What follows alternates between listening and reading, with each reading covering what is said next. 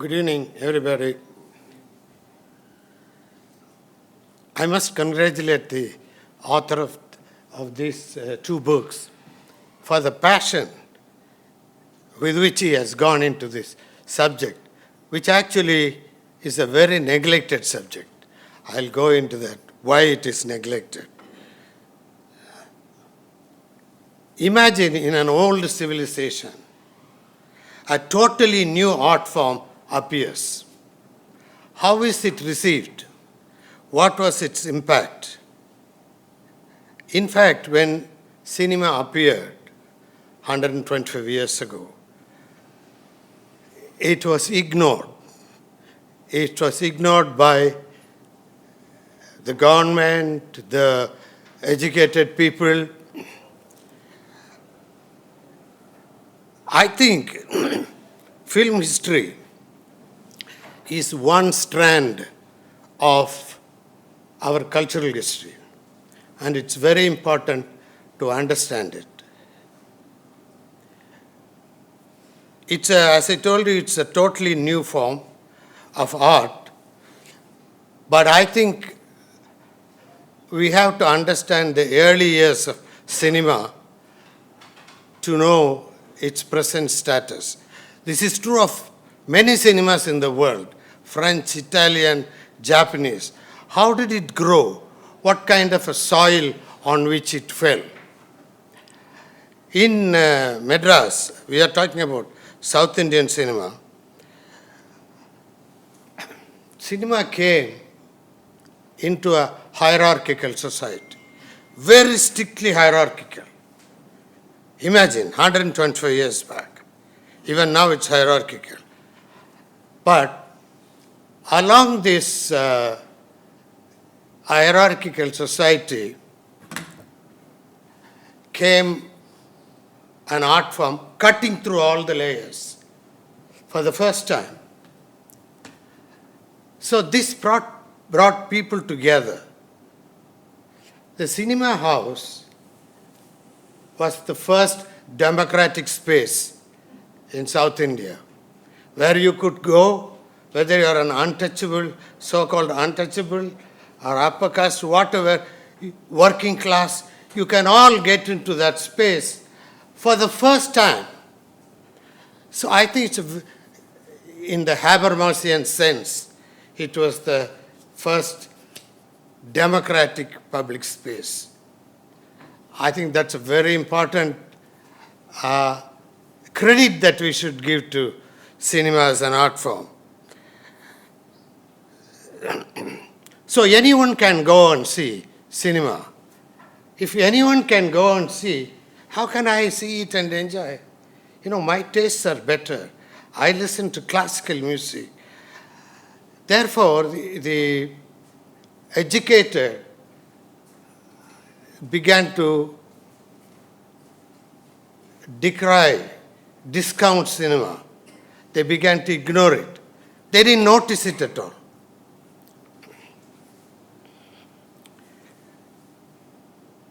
So it came to be known as a kind of a plebeian art form, not to be taken seriously.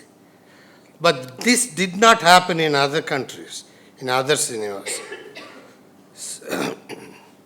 So this period of cinema arriving was the time of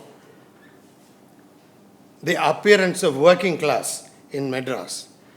Railways have come, Binni mills have come. Now this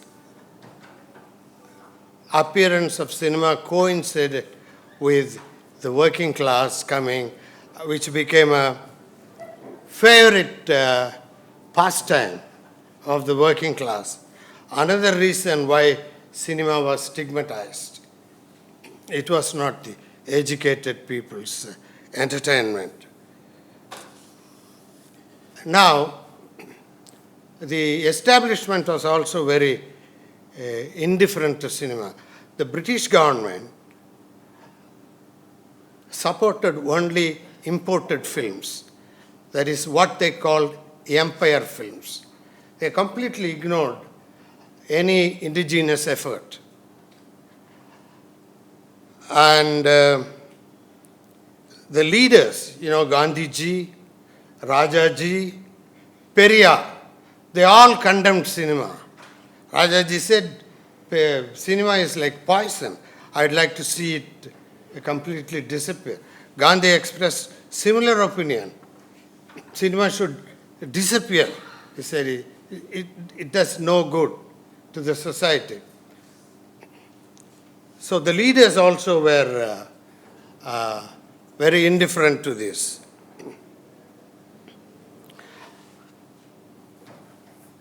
The academia, the educated people, never looked at cinema. I mean, that kind of indifference still continues. For example, in Madras University, we have a department of music. Which university has a department of cinema?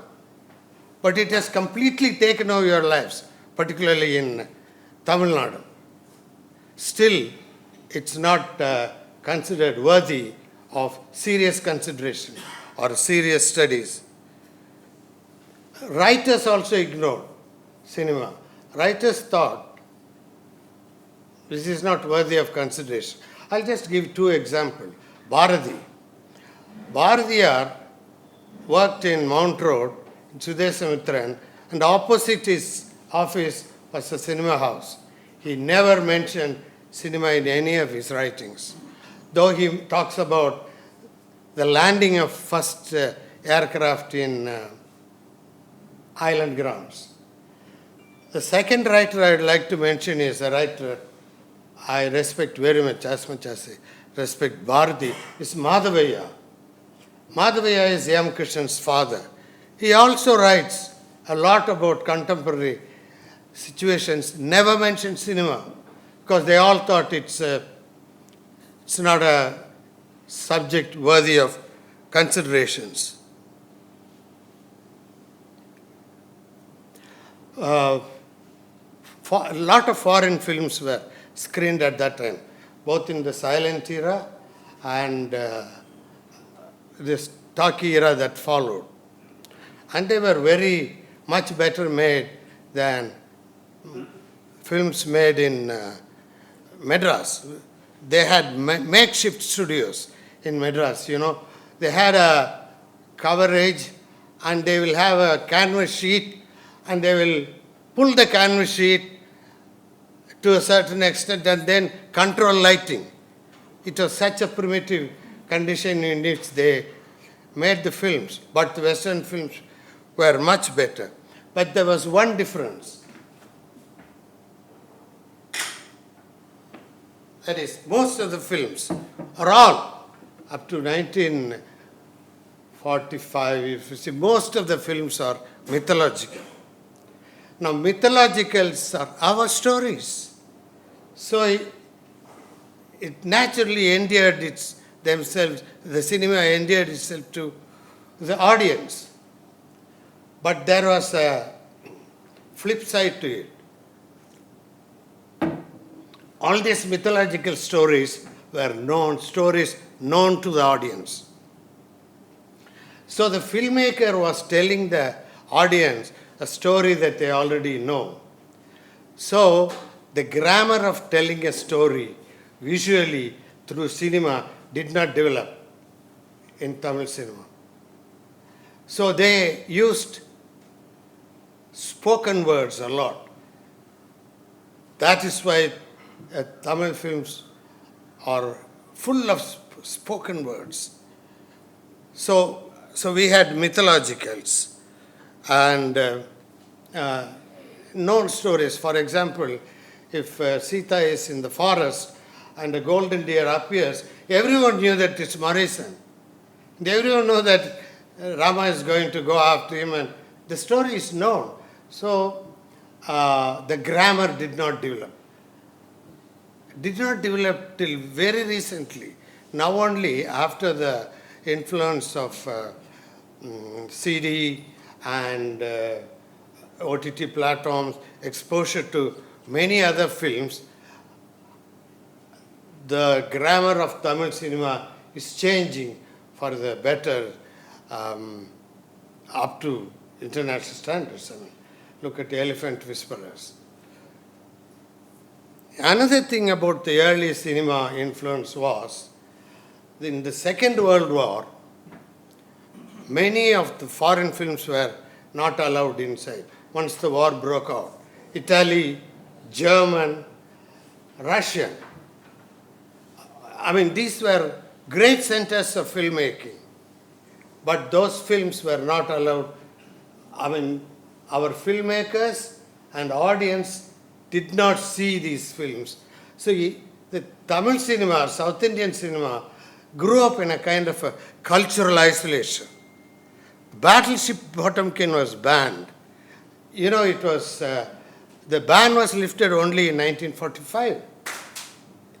So number of such films were banned. So I'll just touch upon one topic, one point, and I'll sit down. That is, whenever you start talking about Tamil cinema, anywhere, one question is sure to be asked. Why is that there is so much of interaction between politics and Tamil cinema? Pandits are still arguing about this. But one reason is that in the 40s, the Tamil had the highest exposure to cinema in India. This is the result of entertainment tax, survey and all that. Highest exposure they had. And as I told you, the content of cinema, most of them remained mythological. Most of them, there were great social films also.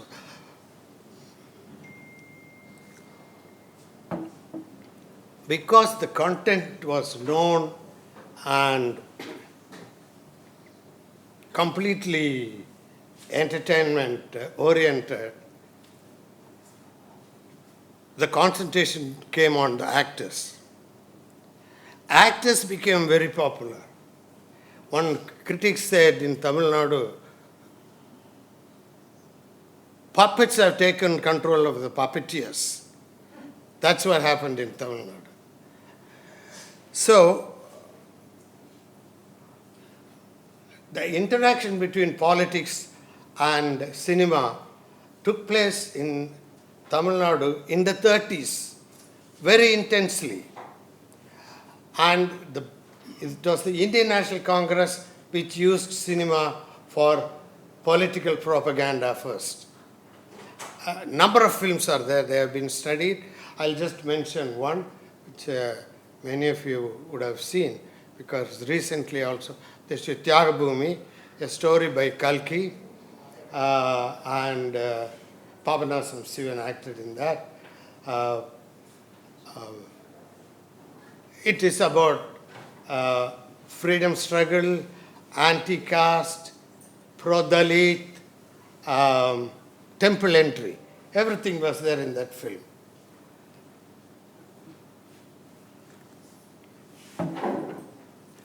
At one time, that is at the end of the war, almost all the film artists in Madras were pro-Congress, including N.S. Krishnan, MGR, and T.S. Balaya.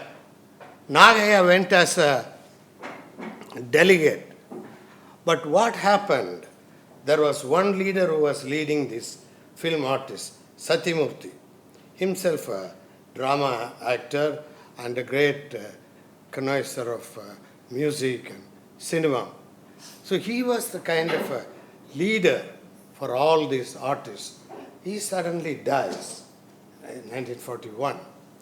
And then this whole group of film artists are floating around without a leader when they come under the influence of DK and DMK, and the rest of the story we all know. In the 40s, film artists supported Congress, then they switched their loyalty. MGR, N.S. Krishnan. You know, N.S. Krishnan was even contesting. His candidature for Central Parliament was announced, but then it was withdrawn. Now, what happened at that time, that is after the 40s, MGR and others became, Shivaji Ganesan, they became very popular actors. What happens is anthropologists, they call it transfer of charisma. If he's a good footballer, like Pele, probably he'll be a good parliamentarian. If he's a good cricketer, he can become a Prime Minister of Pakistan. Now this happened in cinema, transfer of charisma. So actors like MGR got into politics. The phenomenon of star politician came up first in Tamil Nadu. And the first film artist to enter legislature was from Madras. It's K.B. Sundaramban, who in 1958 entered the legislature as a nominated member. And I just have one point before I close. The area of film studies remained completely neglected until the subaltern studies became popular in the Western universities. Of course, if it's in the Western university, then we pick it up. So, film studies, which is actually one dimension of subaltern studies, culture studies, began to develop in India, and number of books have come up, and number of Western scholars have studied Indian cinema, Tamil cinema, like Bob Hargrave and Sarah Dickey, lots of others, and the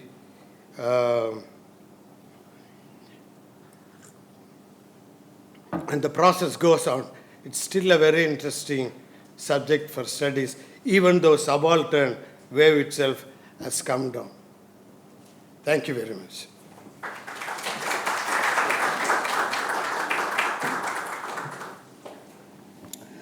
Good evening to all of you.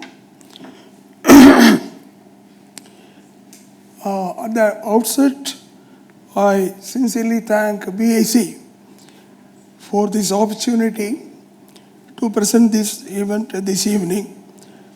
Thank you, Sandhya, and your team for putting this together and coordinating. I am privileged to share the platform today with the respected Theodore Bhaskaran, sir, one of the colossal film historians of our country.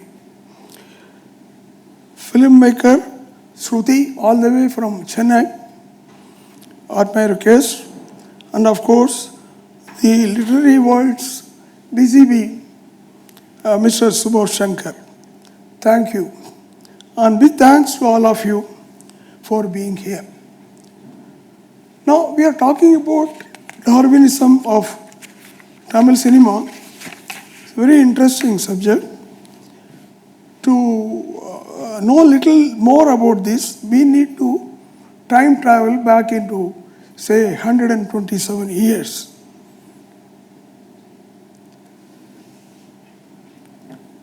Now, we are talking about 1896. A major black swan event happened in India. See, the Lumiere brothers of France, they had invented a device which was capable of projecting moving images to a group of persons. Before that, what Edison has found out was a device which could only afford a peephole viewing for an individual. So in the real sense of the term, this device of Lumiere brothers called cinematography, it was the proper cinema as we know the term cinema today. Now, before going further, you know the term cinema has got a connotation. I mean, how did it come? What is a cinema? How did it come about? When you call moving images in a theater, it's a cinema. How did it come about?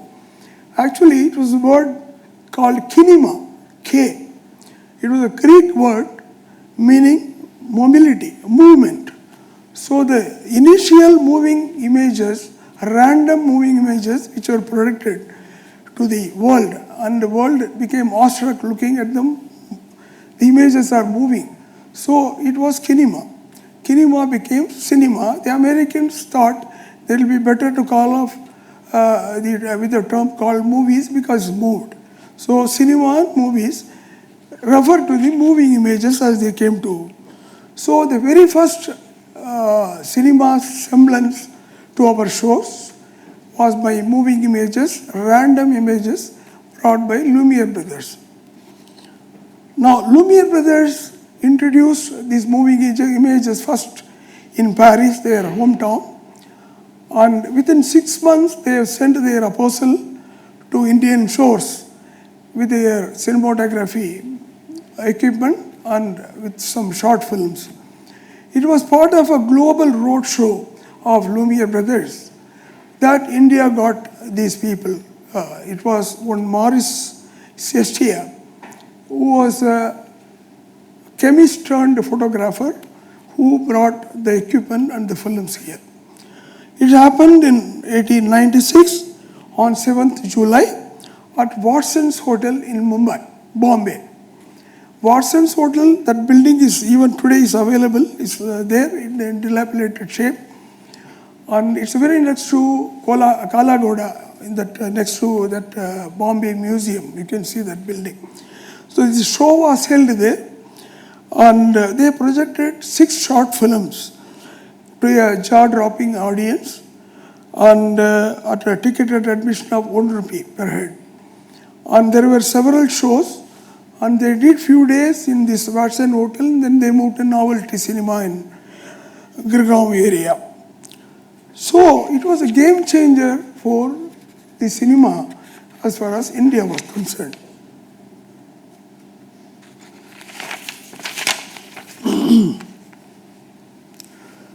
This was the Black Swan event. These are the Lumiere brothers. And evolution of cinema, it was a slow process. What came as a, moving images of few seconds, and they became a little more 15, 20 seconds of moving images. Then they thought we'll put some history in it or some incident.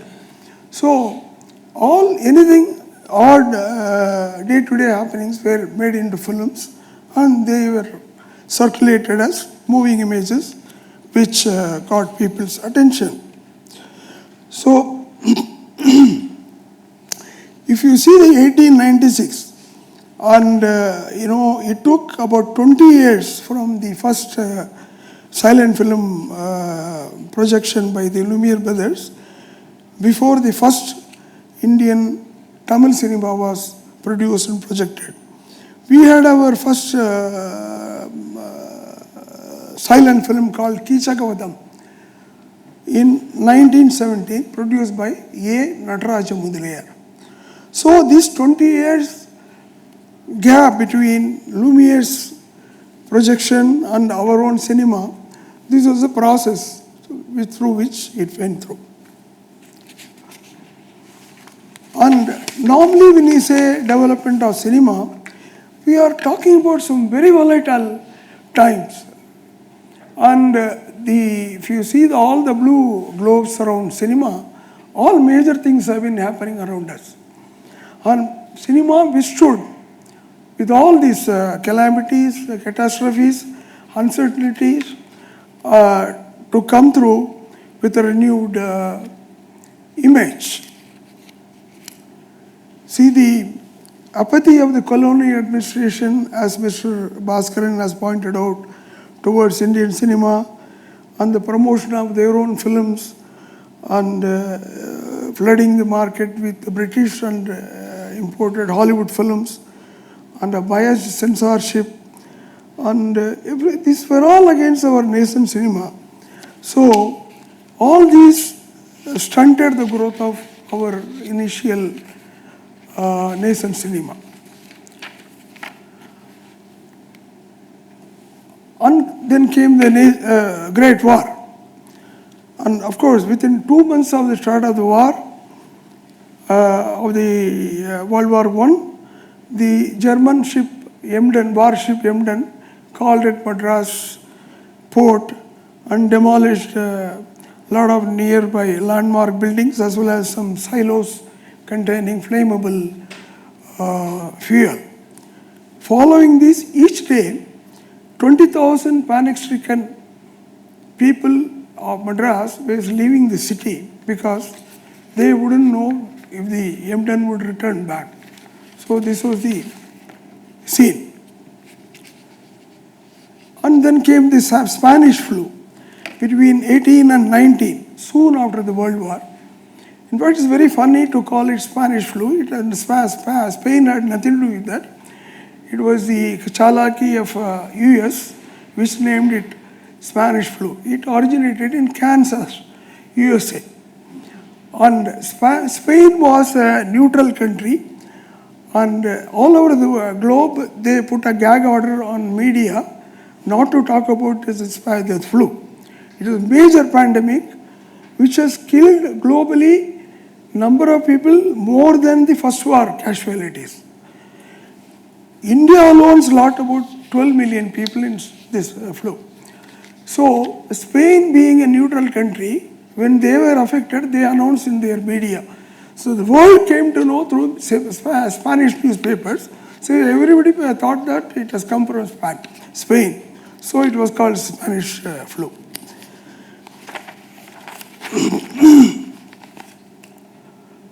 And we have this great Jallianwala Bagh, which everybody knows.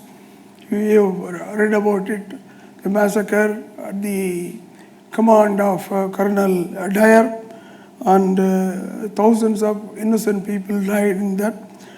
And this was a turning point as far as the Indian independence struggle was concerned. By the time Gandhi was already back from South Africa, and people, it was invigorated, the anger and frustration. The freedom movement got a shot in the arm, gathering steam from then onwards. So Gandhiji, emerged as a household name since then. And all those Quit India movement and all that, the whole set of freedom movements were planned from then on. And now I am trying to take you through the various things about which the nascent cinema was trying to take steps.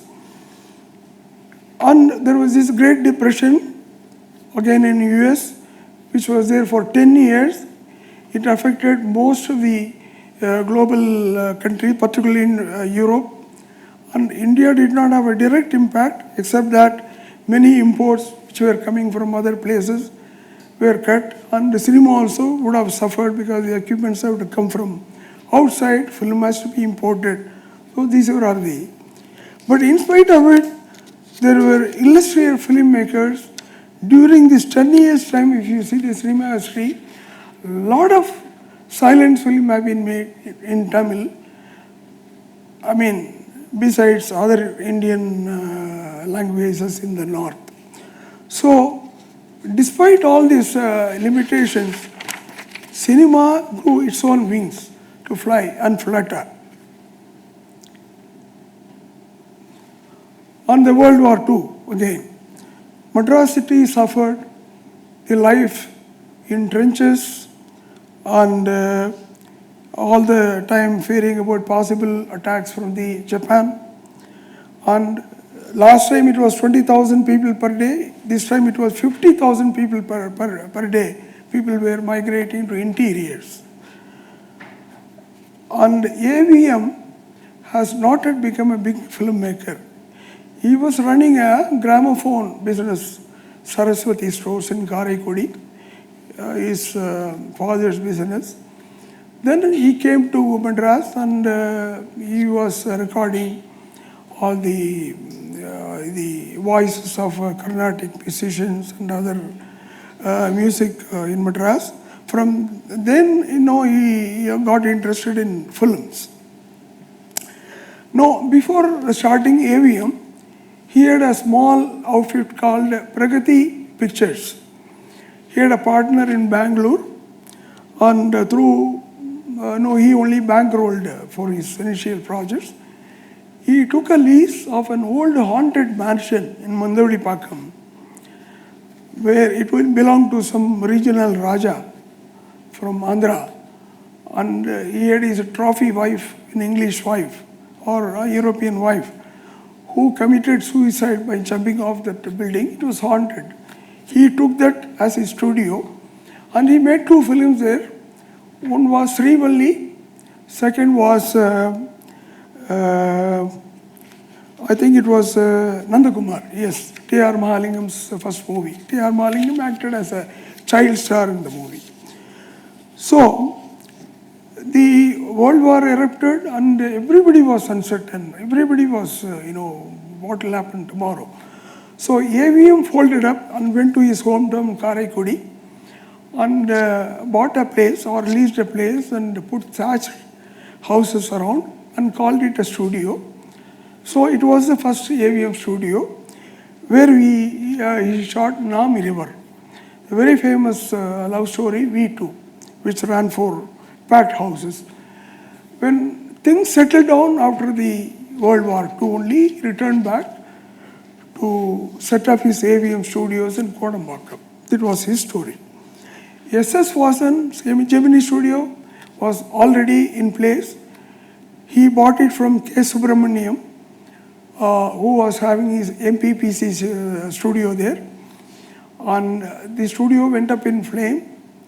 And there was a court auction and SS Vasan bought it on a court auction for a piddly sum. See, he named it as Gemini Studio because he was a horse enthusiast. His horse was a Gemini, named Gemini. He named his studio also Gemini Studios. Now, Gemini Studio was already up and operating. The World War II deterred him also. He packed up all the important equipment and dispatched them to interior of Tanjavur. So Gemini studio was also closed during World War II.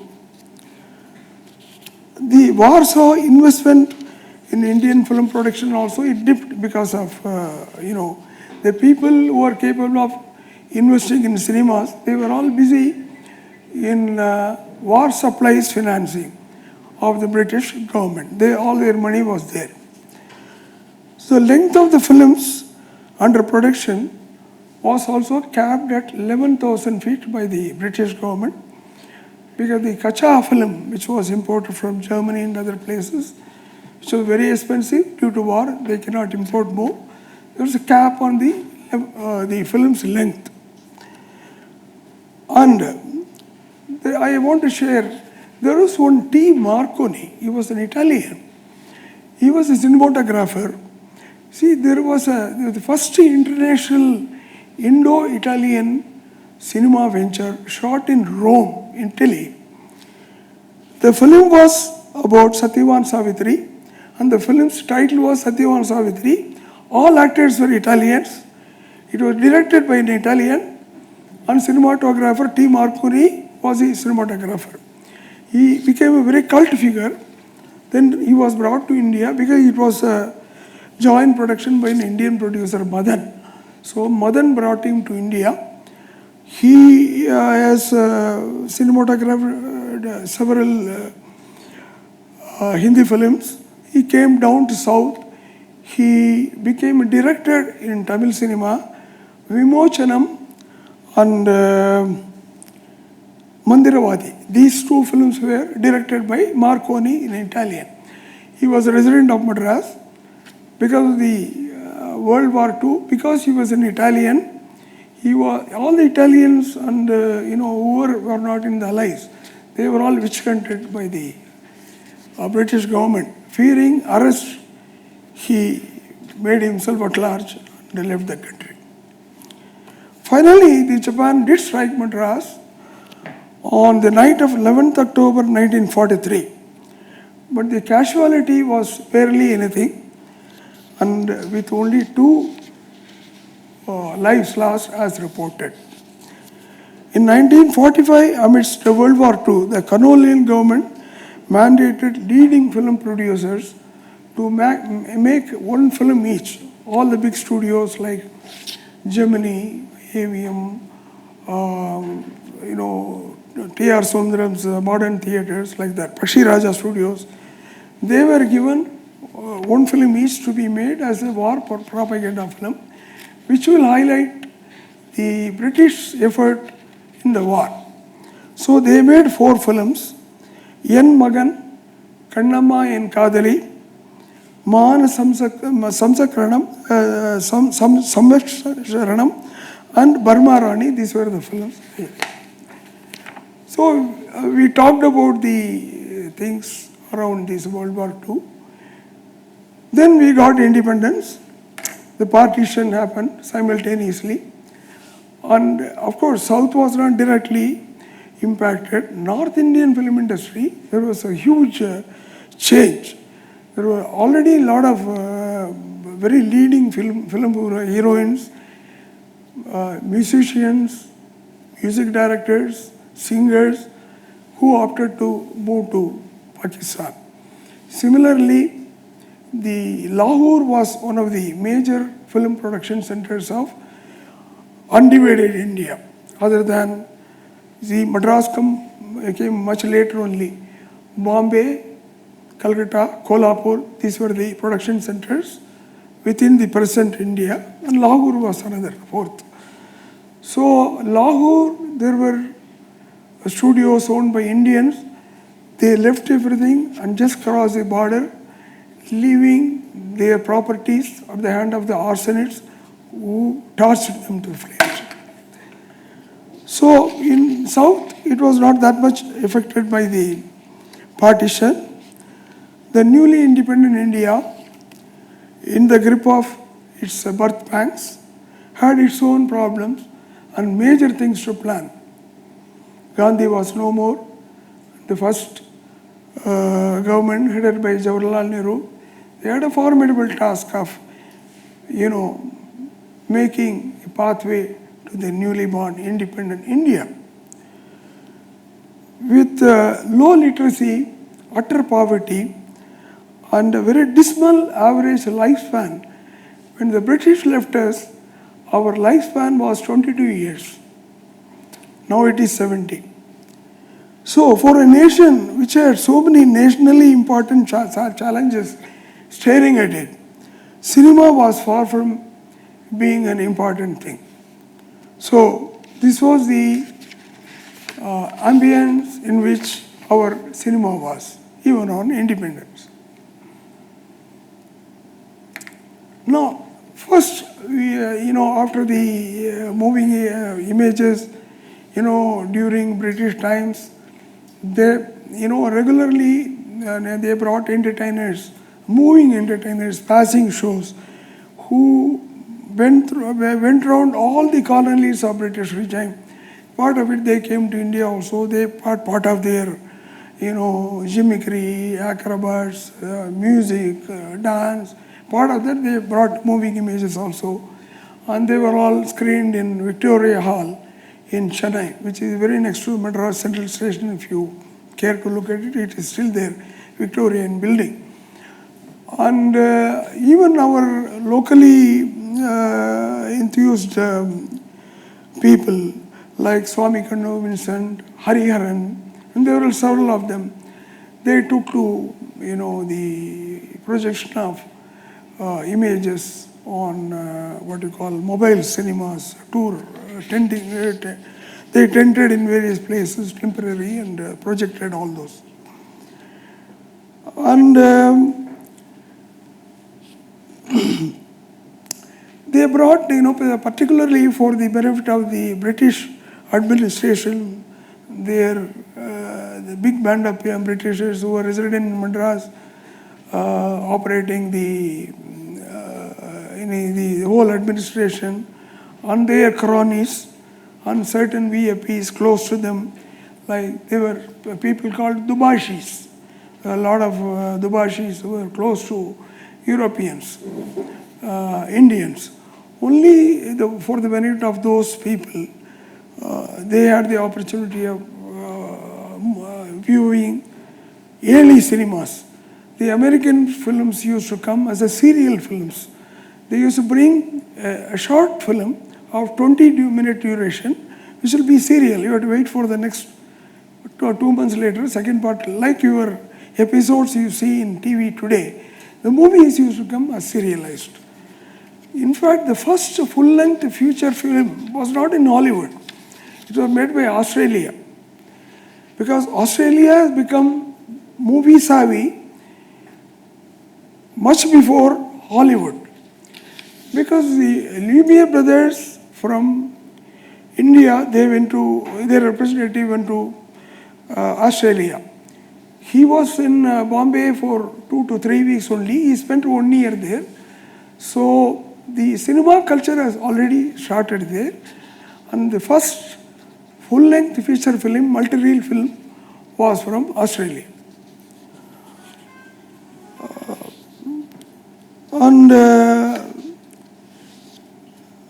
Now I wanted to talk about, how silence was silence. See, the cinema, even though it was not talking, it was always accompanied by played music. Live musicians used to squat in front of the, projected images and used to play. Initially, in a loner, mostly ladies, elderly ladies who can play piano or an organ, they used to, as a loner, they used to play and things like that. Then, as silent movies improved and big studios from Hollywood, by the time Hollywood has already become, initially the cinema was born and it was thriving in the East Coast, New York area. That is why even today for film studies, New York University is famous, and that was the first birthplace of American cinema. Then Griffiths and others, they were looking for all-time good weather, sunny weather for film and all that. They moved to the West California side. Then Hollywood, they established. One by one, all big studios moved there, became a conglomerate. And just before World War II only, Hollywood was started, it was just firming up. Right after the World War II, it became a hegemony, Hollywood. So, big, studios, even for silent films, they used to have full orchestra. Like you see here, there's a big orchestra playing there. And even for playing, it was, the lone musicians you played, whatever they thought was fit for this thing, they used to play. Suppose there are 3 shows, the same musician may not play. The next one play of what we thought was right for the occasion, he used to play. Now the big studio said, no, this will not work. We want proper music and multi-united full orchestra. And they even made sheet music and they call it cue music. So whoever was playing, they gave cue that in this particular scene you should play this music. So it became monitored music. Now this is a cue music of Paramount for a movie called Beggars of Life. Now these cue musics are available in libraries even today. If you go to New York Library or Congress, there are museums which keep these. People replay this music today, and there are records available today on vinyl, this very music today, which was played in the silent era of Hollywood. Cover. Whenever the early times of silent movies, there will be movie part, and the movie had to be stopped. The projector, an old type of this thing, they used to make a lot of noise, and it used to get heated up. They have to leave a lot of intervals and all that. So in between, they will have somebody, some act, some magician, or somebody would come and dance. I believe there was one J. Sushila Devi who used to dance during this silent film house of Tamil. On those days, she performed, the collections were more than the cinema for her dance. So, this is a notice of Gaiety Theatre Madras, which says, so-and-so, George Betty. They are all imported fellows who came here to perform to us all these variety entertainment. There is a notice of that. See, about 1,200 silents were made in India. Roughly about 10% was made by South. So you cannot tell silent Tamil film or silent Telugu film, they are silent. So better to call they are South silent films. About 120 films were made, and we had some illustrious names like, besides Nataraja Mudaliyar, who was the first to bring out a film. There was only A. Narayanan, and who had traveled to Hollywood in those times and studied filmmaking and come back. And Raja Sando, P.V. Rao, Y.V. Rao, and Raghupati Surya Prakash, and one H. Desai. These were the pioneers who made most of the southern silents. Out of 120, maybe 80% would have been made by these 6-7 people. And our films, I mean, there was, technically, if you got a silent cinema, it is fit enough to travel anywhere in India, because they made silence of, as Mr. Bhaskaran said, mythology. Mythological films, everybody knows from Kanyakumari to the other end. So, silent film you make wherever you make, South or wherever. Technically, the market was huge for South film in the North also. But how many people did take advantage of that and did marketing, I do not know. Even after sound came, because of the gestation involved in investment in sound equipment and theaters have to become wired for sound. It's a huge investment. So all these things, the gestation, it was quite longer. So silent films used to be produced along the sound films also. And till it became sound perfect and sound 100%, the silent films also thrived in South. And of course, the initial thing, dearth of actors, whom to look for, we had our antecedent from stage. So stage people come and act before a camera. You can imagine how their house, in a high decibel, they used to sing and scream and things like that. And Devadasi community, these were the ready sources for the film actors. And impromptu sets became so-called studios. See, actually, before the big studios, like the Hollywood type, like Gemini or Modern, AVM, they all came up. There were umpteen theaters in India, even early 1930s. And they were all very humble. They were called studios. They lacked a lot of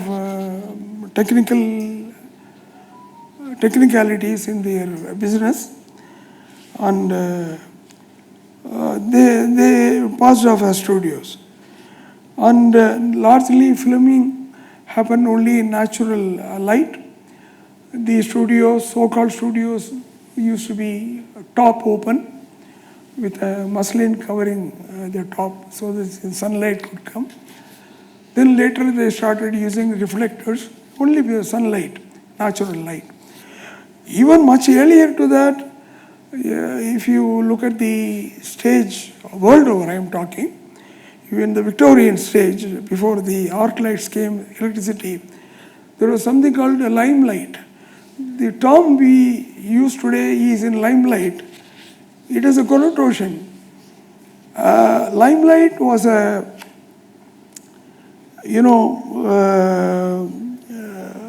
those days technology. They used to light the stage in the 19th century. White light was created by a flame, by feeding oxygen, nitrogen, over something like a what we call cylinder of limestock. That is how they used to make that. So the limelight was used even for an Indian cinema by a Bengali called Sen. He was a predecessor to Phalke. He produced a film using limelight. It's called Alibaba and 40 Thieves, but he never released it. It never saw the light of the day. And his studio was also went up in flames, and so he couldn't get the he was not the first film maker because his film didn't see the day of the light. And the silent film use of intercards, like you have subtitles father was an intertitle card. For each scene what they are talking there will be a intertitle card. And for those people who are not literate, they improvised it. Then there was a narrator who used to explain, talk aloud what was going on the screen. So this is about our silent era.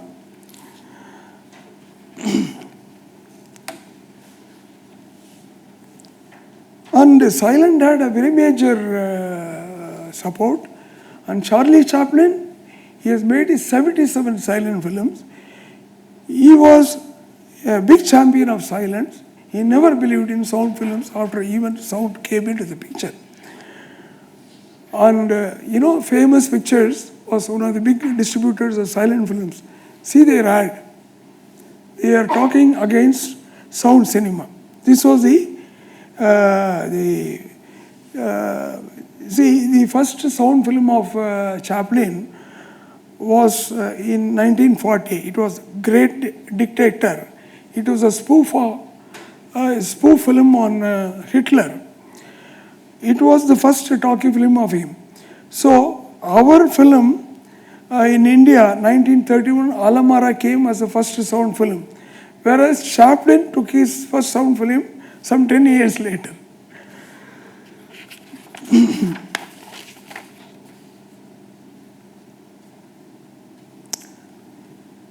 Of course, the sound meant a whole new ecosystem in cinema. Because, see, we got in India a technology in piecemeal from overseas. Nothing was shared to us as they were born and as they were operating. So it all had its own lead time in reaching this thing. So we were operating things in our own improvisation and things like that, and some of the things they have done in the early sound films, they were all real, hats off to them. And synchronization of sound was a big challenge, even in Hollywood films, till finally the soundtrack came into the film itself. It was a major challenge. AVM's second production was Ratnavali. It's a sound film of 1936. It was shot in Pioneer Studios, Calcutta. Because up to 1935-36 time, all our Tamil films, whether silent or sound, it was all produced in Bombay, many in Calcutta, few in Kolhapur. Kolhapur was an odd man out because the Maharaja of Kolhapur was a cinema enthusiast. So he bankrolled in putting up a studio first there. And Shantaram's famous Prabhat, it was all, it was birthplace in Kolhapur. They were all apprentices of one Baburao painter, under whom big filmmakers were apprentices who made themselves experts in filmmaking. So when he returned from Calcutta with his film Ratnavali, he found that sound and visuals were absolutely synchronizing at all. It was a major loss for him. Then he said, this will not work. He made 3 films in Calcutta, and all of them flopped because of the technical problems. Then he said, let us invest in a big way for a sound film production. He invested a lot of money and efforts in making production in this thing. But in 1935, there was one A. Narayan, about whom I mentioned earlier. He was a Hollywood trained filmmaker who was earlier in film distribution, much earlier, who started his first sound studios in Madras. And his wife, Meenakshi, and 9 yards wearing Mami, who was his sound recordist. She was the first film sound recordist female in the world, Meenakshi. So, after the silent era was over, even in Hollywood, there was a massive change. The people from these silent films, they cannot be adapted automatically to the sound films. Silent films, even people who don't have any diction or a knowledge of a language, America was full of immigrants, Italians, Germans, what may, and they didn't know English. So there's a problem. So there was a whole new set of people to be inducted into the sound cinema. There was a film called, Sunset Boulevard. It was a 1950 film. It talked about how silent film stars, they couldn't cope up and shine well in sound film. And the actors were all prominent silent film stars like Merrick Pickford and others. So redundancy of silent era stars was a major thing, and displacement of live musicians who earned their livelihoods, individuals who played in front of, they went out of job. Then advent of sound gave way for creation of new filmmaking specialists, directors, sound recordists, lyricists, film scripters, music directors. These are a new breed of people, because sound was a celebration of music, and sound found its way through whatever means it could be remembered of. And of course, the initial cameras, they needed insulation, and even they had a very limited range of the pickup of the mics, and the same mic has been shared by the actors as well as the musicians playing alive in front of the actors. They have to come close to that camera without being seen in the camera. They have to play their instruments and move away. All these things were there. And film brought the film music so dominant and prominent. It was a celebration. And of course, whichever entertainment we had before cinema had music part of it. And our cinema itself came from stage, which had a lot of music and song. So naturally, Indian cinema is something which cannot be separated from music.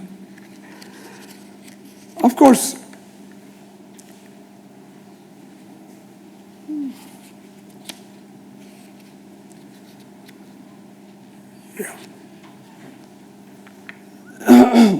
see, the proof of the pudding is in eating. So whatever films are produced, unless you have exhibition avenues, there is no point in producing. We had very limited cinema halls when we all started, and it gave a boost to the traveling, cinema guys. And as he said, Swami Kannu Vincent, one of the pioneers in traveling, he was a great guy. If you go to Coimbatore, Variety Hall Cinema was his first cinema theatre, one of the first cinema theatre in Coimbatore. And he operated a chain of theaters later. And look at the advertisements, they encouraged the touring cinema, their equipment and things like that. And cost-wise also, the cost would invest in a proper standalone theater, cinema theater. The touring talkies was 1/3 of it, the cost, including your tent and the equipment. So it thrived. And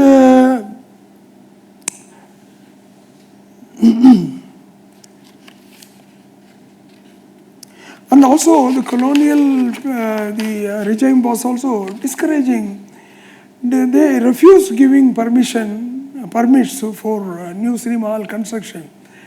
Their argument was, if you make a cinema house, some few thousand will congregate, and we do not know what they are congregating it for.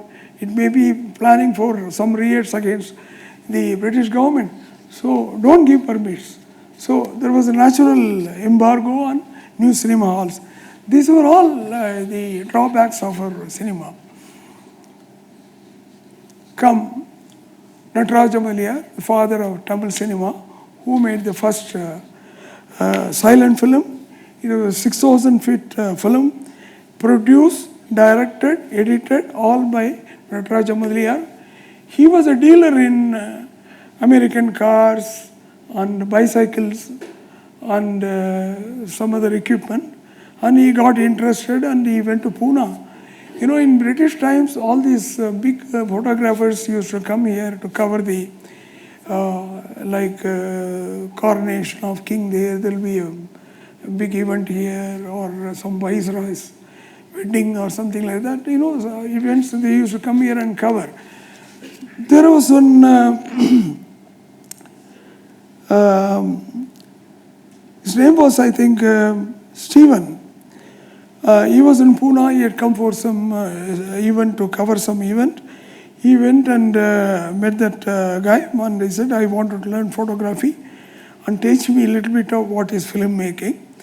He understood from that, and whatever he knew, he came back to Madras, and his own so-called studio in Keel Park, he made the film, and he had a lab in Bangalore.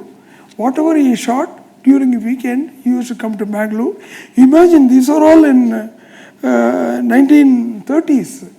It was not like here, you jump on a plane, you come here in 1 hour or 2 hours. There was no proper roads and things like that. He used to come to Bangalore every week. Whatever he had shot, he used to process in his own lab, take it back. So he made this film, and it was screened.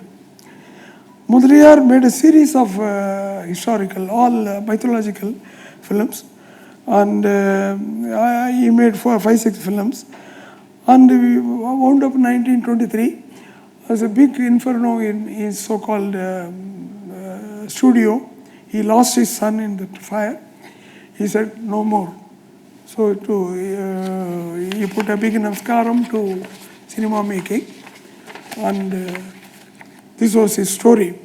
And all this fire, I may be talking now in future reference, they were all caused by, when first film was developed, the film was found, Kodak brought in 19th century for early film, silent film era.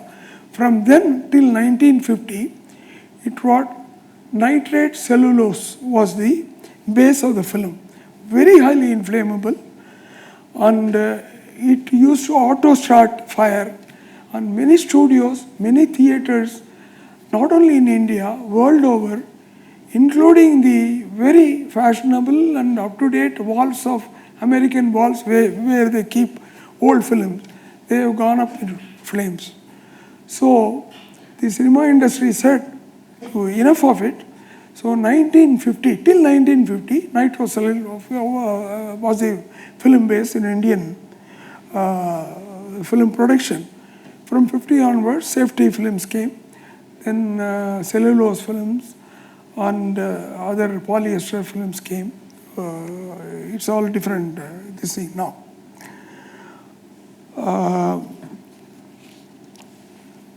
Now, see, this I've already, yeah.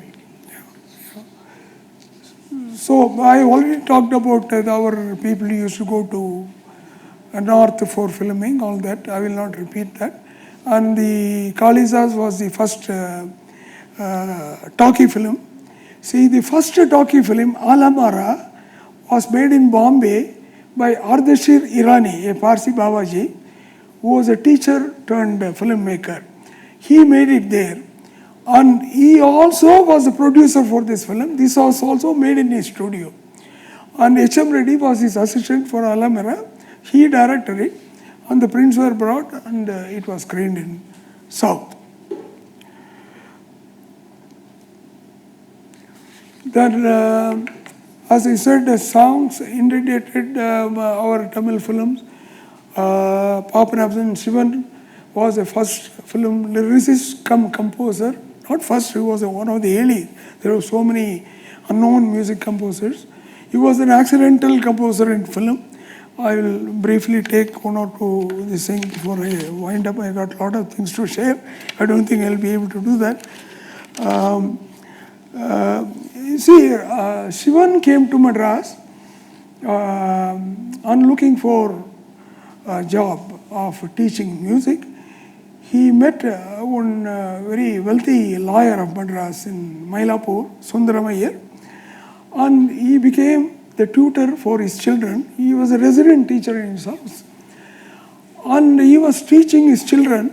The children were the late big musicologists. Balachandar, his brother. If any of you know, I don't get the name immediately. My memory. Sorry? Yeah? His name was Rajam. Yes, Rajam Iyer and Balachandar were his students. So, there was a film made in Kolhapur by Prabhat. They took the film thinking that it was a color film. It's called Sairandri. Again, a film based on Mahabharata. It was taken for, to the laboratory, Aqua Laboratory in Germany, in UFA studios. On watching, they found that it is not some problem in the film or a process. It was a black and white film. So, Kolhapur, Prabhat Studios incurred terrible loss in this film. So, they made an advertisement that they want to leverage the expenses, the amount they spent on sets and all. They wanted a Tamil film to be made in the same set to leverage their, to bring down their expenses, cost. So, from Madras, Sundaram Iyer opted for it. He went with his family and with some drama troupe to go on shoot Sita Kalyanam. He took the resident teacher in the house, Papanabhan Shivan, come along with us. They all boarded the train to Kolhapur. They went. Then he said impromptu, you are the composer of our film. He became a composer. He was an accidental composer who composed innumerable films. I think it's about 200 films. Amazing music he has given us. After that, of course, he is also very well known in Carnatic. His personal compositions, Carnatic. Many Carnatic concerts feature some of his film songs also. I think I will cut short here because I'll have to have a separate session to share some of the more important things. Maybe I will end up talking about only Ellis Duncan because it's very important. Because,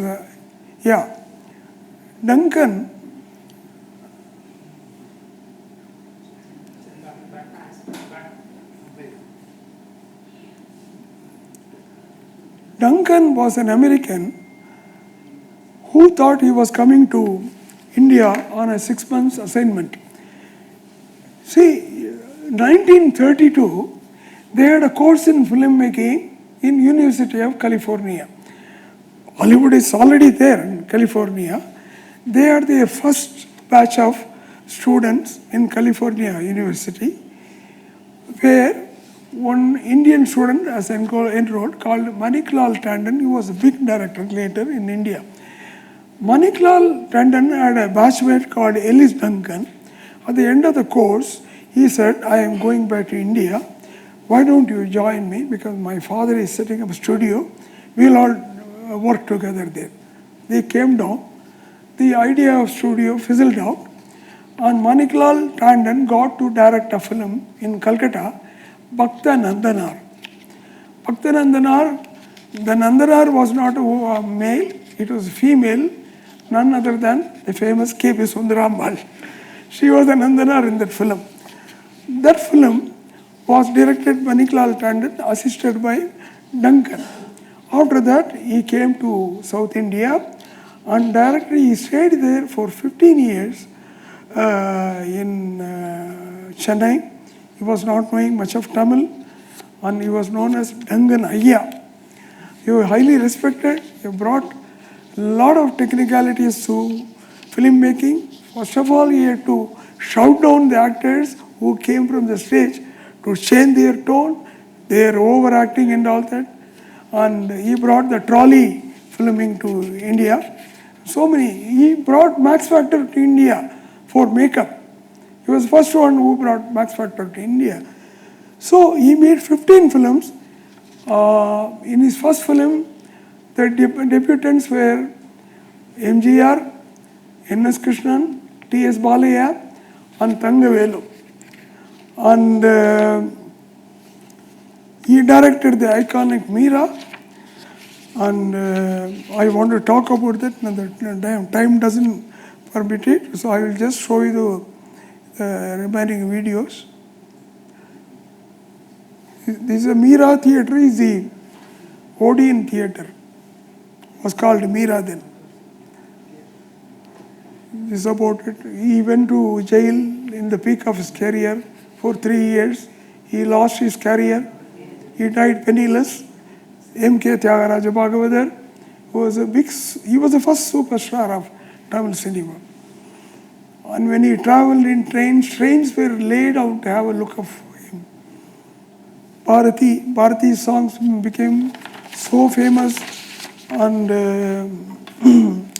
AVM held the rights for the Bharati's works because somebody else, some jeweler in Chennai, has bought the Bharati's works for a paltry sum because the family was in dire needs of money after his passing away. Then for 10,000 rupees, AVM has bought it. Later the works of Bharati was nationalized. So he has used a lot of Bharati's songs in his film. Even the film poster had Bharati's posters. I think with this I will sign off for the time being. Hopefully in some future opportunity, I'll share more of my whatever I have to share with you. Thank you very much. Nice meeting you.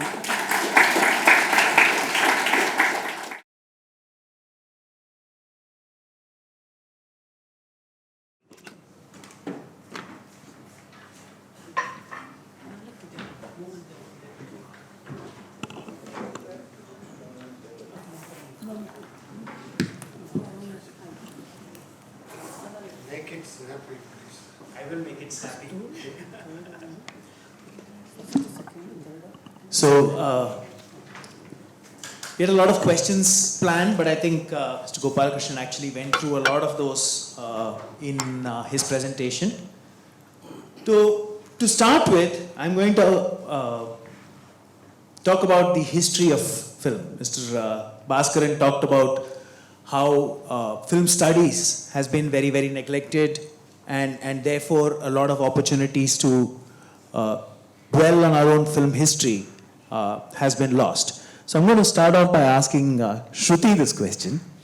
Learning about film history as a documentary and a filmmaker yourself, what did film history, the little that you've had the opportunity to learn, what did it actually help you with?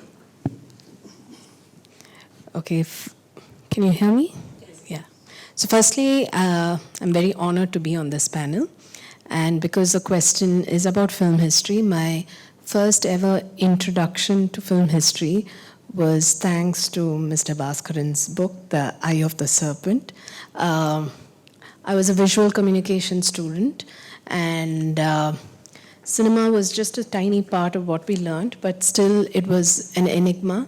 And it was a time I had to figure out, should I be a filmmaker or not? This was pre-YouTube era, and there was absolutely no information about cinema or what is that I want to do, or how do I belong here? What is this place? It was completely a strange place. So the book I picked up from my college library, his book, kind of drew me into this world. It gave me a context to where I can belong, what I can do, what are the options. And it drew me into film history. That's when I started becoming more and more curious about understanding, especially South Indian film history. Unfortunately, there was no Nitrate Saga or any other book for me to understand. So that is when I started hunting around. I was fortunate enough to do a small summer course that the Film Archive in Pune gave, which again opened up a little bit more into film history for me. And yes, so as a filmmaker, it kind of, first, yes, where do I belong? How can I belong here? Give me a context. And it continues to, because as a filmmaker, there are multiple struggles, there are multiple questions that you face. But it's always good to look back into film history to see what did this filmmaker do, or what was his challenge, his or her challenges, or were there enough women in this industry?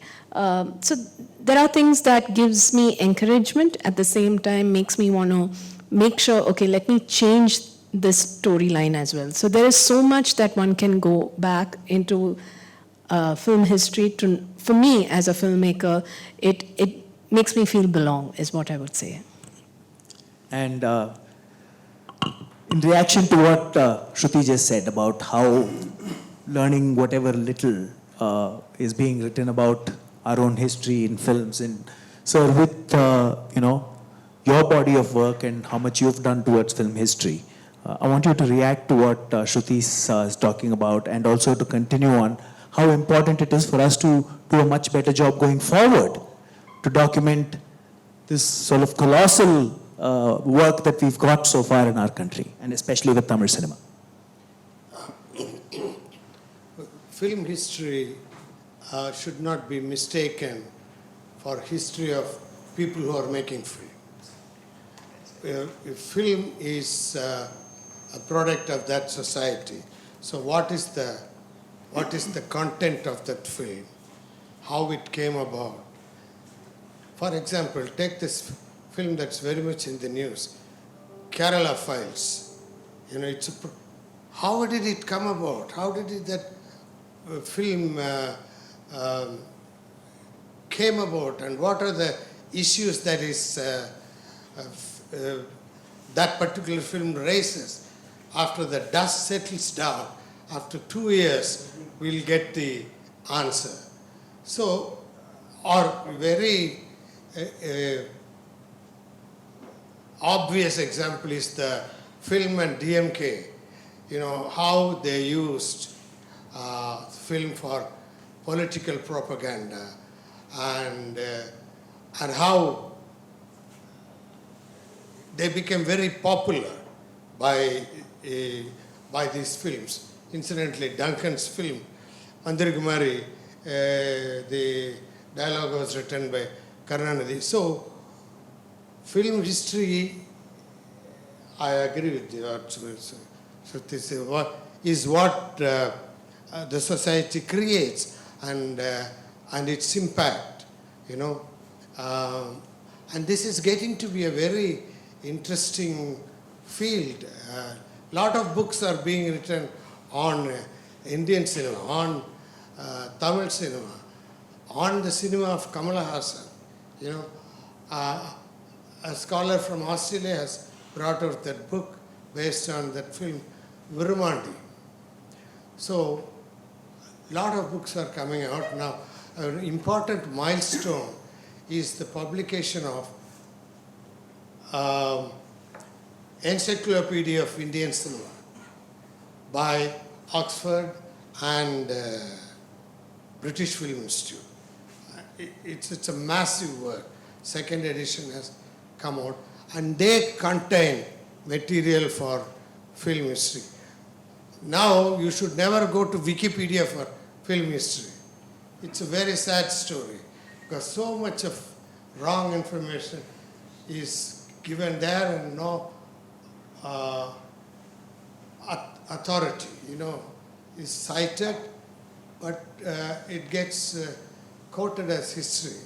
But there are authentic material also. And now number of them are reproduced. Many of the classics, film books are online. So it's a growing, interesting field. Nicely said. And can you hear me? So, just talking about how it is a growing field, but a conversation that Sruti and I had before the session was what actually prompted her to start her archive, right? Talking of history, we don't hold our own history dear. We don't hold our own history very dear to us. We treat it very, very lightly. And some of the access that we don't have today to our own history is also because how lightly we treat our own history. And it'd be nice if you shared that interesting story of how you started the archive and how you got a lot of your material to start the archive, which was what we were talking about outside. So, as I said, this was pre-YouTube and maybe even original DVD, Netflix and things like that. So for me, it was like, I want to know more about this place. I want to know more about cinema, especially South Indian cinema, because I loved watching what I was watching, but what was happening before that. So I was scouting around for my own little materials with magazine clippings and even holding on to ticket butts after each film that I watched. Over time, this collection kept growing, and there were these song books of my favorite films, songs. Over time, this kept growing, and then I would visit more market, then I would see some old vinyls, old song books. So it started becoming a reference center for myself, for my understanding of cinema, South Indian cinema again. And when this collection grew, I just felt that there's so much here. It's almost like a white elephant, and I needed to find a place. And why not, if I made so much use of this material, maybe the public can get to know more. In fact, few of the things that motivated me was, this was again pre-Pan-Indian film times, so people, when I used to travel abroad or wherever, and I said I worked in the cinema industry, Tamil cinema, they would immediately say, oh, Bollywood. And it used to get me so worked up because I grew up watching some of the best Malayalam films and Tamil films, and I used to say, no, I'm not from Bollywood. I am from Tamil cinema. I love Malayalam cinema, and why isn't so much recognition given to so many of these great directors here? And so much, as you said, about we are not appreciating our own history. Yes, history in general, I would say, or historical buildings and things like that are not respected in India. Films, even more, because people in the film industry see it as an industry. They don't see it as an art form. It is a business. They're keeping track of trends and box office hits. So they have no time or energy or thought to look into the future, and obviously not look into the past. And I had the opportunity to work with some long-time film production houses when I was working as an assistant director. And they were pulling down their old buildings and winding up offices. And they used to send out truckloads of lobby cards and posters that they saw no value to it. And I had to stop them and requested, I said, can I just take them home? And they thought I was crazy, and I had this old Maruti 800, and I used to load them all up. And clearly I was this crazy girl who was doing all this. So it's just that we have no, and even today at our archives, a lot of calls for us actually come from abroad. And they are PhD students and people like them saying, we are doing this research or this paper on this filmmaker or somebody like that, but we have no access to it. We are not able to get any information about it. Can you help us? That is the kind of situation that we are in, and hopefully things will start changing from here. But my only concern now that things are all become digital, and digital has a whole other problem when it comes to archiving. So true. And a classic example of how lightly we treat these sort of gems on which, we've reached where we are today. Talking about that, these two books, I don't know how many of you have read read the books. They are filled with so much information, not just text, but visuals. Mr. Gopalakrishnan, where did you find these images and the information? Shruti was talking about how lightly people are just throwing it away. Where did you find a lot of this that has gone into this book? Well,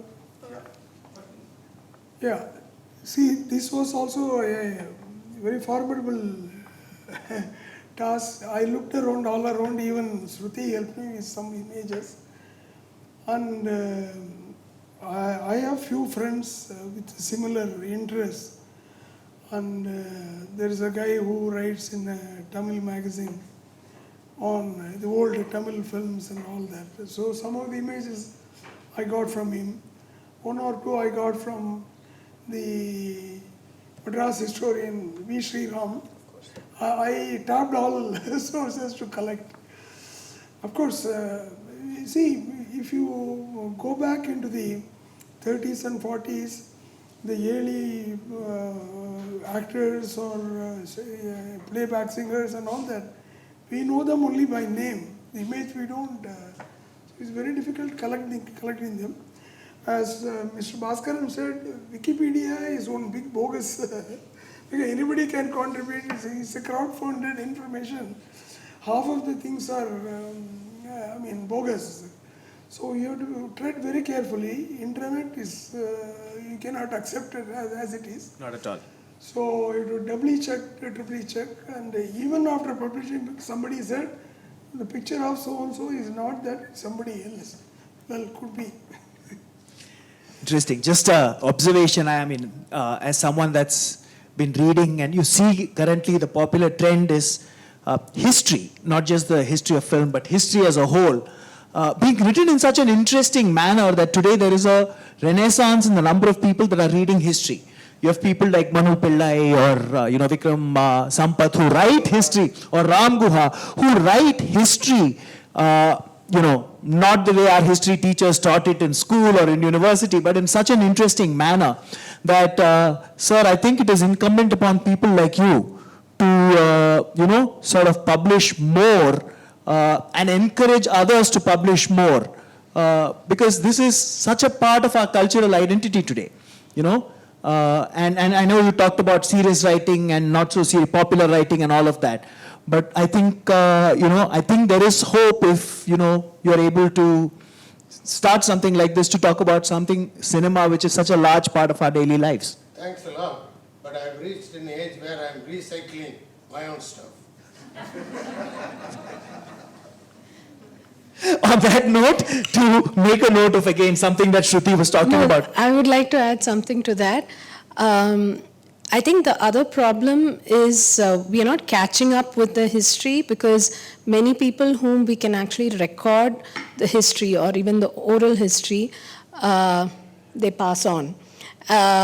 In fact, one incident I have to say, when Mr. Gopalakrishnan was writing, blogging for our archive, he had a section about animals used in the films. I think there's a chapter there, very interesting chapter. And we actually had the picture of Zippy, the chimpanzee, in our archive. But I had to make sure that was what it was. And through many sources, I happened to get the phone number of Mr. Ashokamitran. And I called him and said, sir, we have this picture, is this Zippy? And he came online. By the time he could say something, he went into a bout of cough. And then he said, I'll call you back tomorrow. And unfortunately, he passed away. So I would have probably been the last person to talk to him. But I'm saying, or the same thing, like there were many people who loved this film called Avala Apdidan. But being like a Rajini Kamal black and white film, they assume is made by K. Balachandar, many people, and because it's a very feminine subject.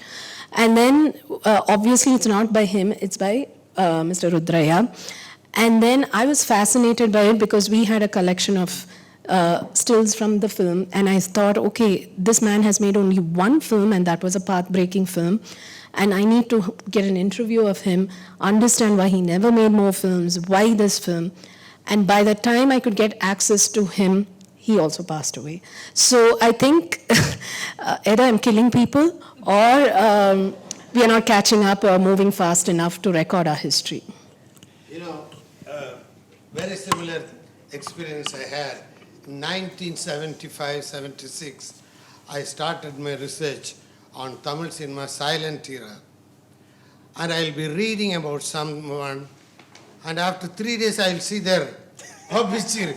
Just 4 or 5 lines, he died. You know, I said, wow, I wish I knew that he was alive. But still I was able to catch hold of some people who had acted in silent films. J. Sushila Devi is one. And then I was able to interview a man Elappan, who did, he shot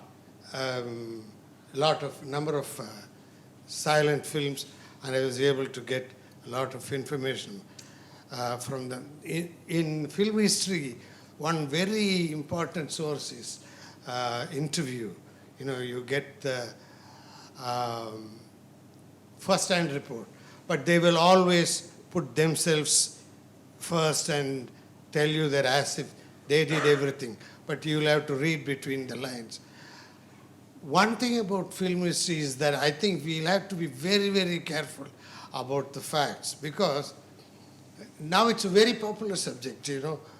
Everyone is writing life history of somebody or other, and they rely on hearsay, you know.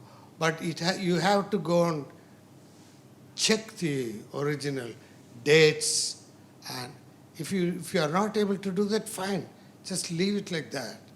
You know, it's very, very crucial that, because now a lot of biographies are coming up, you know, like we were talking about Gohar's biography, yeah.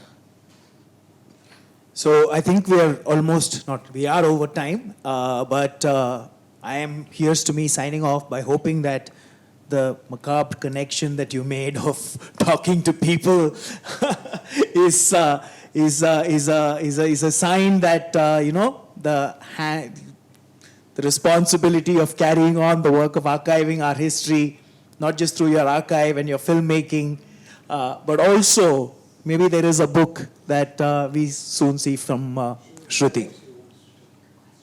Okay. So, Sandhya, we have time for maybe 1-2 questions, so we will open it up to the audience. Anyone with a question? At the back.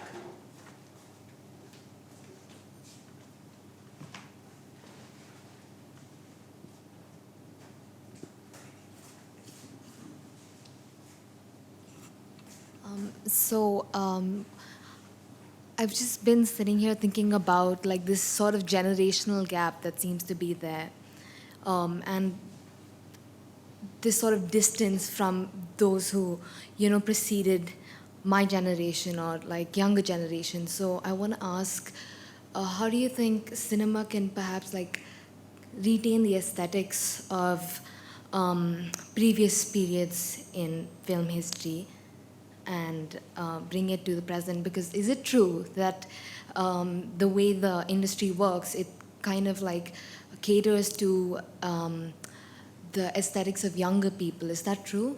And how does that pan out, if that question makes sense? So her question was about if you believe cinema is catering to the aesthetics of younger people, then how does someone from her generation essentially get a connect with some of what you've seen today? And how do you address that? And who would you address that question to? Mr. Bhaskaran, Shruti, or Mr. Gopalakrishnan, or anyone, all of them? You know, you could ask the same question about literature also. any work of art transcends time. I don't think it's related to that particular period. So what we have been talking about and watching is the history of cinema, film history, which is different from a film. Now we receive a film produced in 1952 or something, and it doesn't make a difference. You'll receive it like anyone else with our sensory perceptions. That doesn't get outdated. Like if you are watching a Seventh Seal, a classic like that, it doesn't go outdated. So I don't think there is a generational problem there. As a filmmaker, I would say filmmaking, or as he said, any art form, if it's timeless, then you've made a good film or a good piece of art. Personally, as a filmmaker, I feel if one is able to connect to human emotions and human sentiments, then your job is done. In Bharatanatyam and other art forms, there's this concept of rasa, the connection that the creator has with the audience. So it doesn't really. I think it's more about when you talk about these timelines that you just saw. It's more, after a point, it's more about the techniques used or the technology used. So, for example, right now, I was fortunate to see Mr. A.R. Rahman's VR experience. In that sense, that is probably the next stage of entertainment or filmmaking concept. But it had that same emotional connect, and the technology didn't take over the communication that it had to do. So it is about that, and I think in some ways even understanding or reading history would also allow you to appreciate what was being made at that point. So if you're wondering why Shivaji Ganeshan's being melodramatic as a youngster, if you knew the history from where he came or how actors were trained, then probably you would take it with a pinch of salt to understand, okay, he came from a theatrical background and this is how they performed, and within that frame you would appreciate his acting skills. So I think that is another reason why understanding history is important, to appreciate what you're seeing or experiencing. So I think we are completely out of time. It would be nice if we can continue this conversation off stage. Mr. Gopalakrishnan, Mr. Bhaskaran, Shruti, I thank you all for the opportunity to be on stage to talk to you all, and thank you all for coming. Good night.